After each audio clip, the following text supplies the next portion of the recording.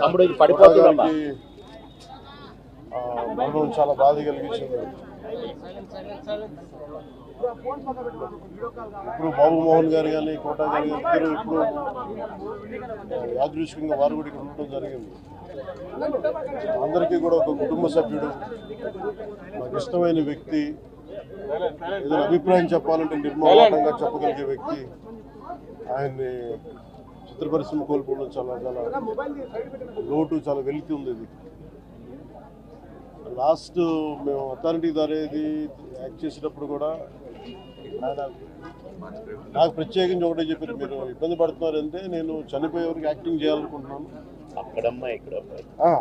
నా మొట్టమొదటి సినిమా అక్కడమ్మ ఇక్కడ అబ్బాయి నుంచి అథారిటీ దారేది వరకు నాకు ఆయనతో మంచి అనుబంధం ఉంది. ఇప్పుడు 10 మంది బాగుని ఆకాంక్షించేవాళ్ళు. ఆయన ప్రత్యేకించి నేను అడిగాను, మీరు ఇంత ఈ వయసులో ఇబ్బంది పడలేదు. లేదు, నా కష్టాలను అధిగమించడానికి నాకు నటనే నాకు మరుపుది నాకు అని చాలా ఇదిగా చెప్పారు. నాకు బాగా కదిలించేసింది. అలాంటి వ్యక్తి ఎంతమంది పరిణి చెందిన నటులు ఉన్నా కానీ ఆయన విశిష్టమైన శైలి, గొప్ప నటులు. ముఖ్యంగా బాబు మోహన్ గారు, ఆయన కాంబినేషన్ మటుకు మేమందరం విపరీతంగా ఎంజాయ్ చేసేవాళ్ళం. అలాంటి వ్యక్తి ఈరోజు మేము కోల్పోవడం నిజంగా చాలా బాధ కలిగించింది. మనస్ఫూర్తిగా వారి కుటుంబ సభ్యులకి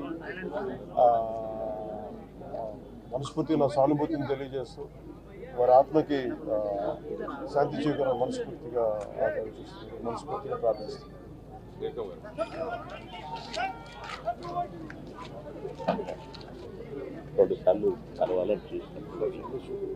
కోటగారు అంటే శ్రీ రంగారావు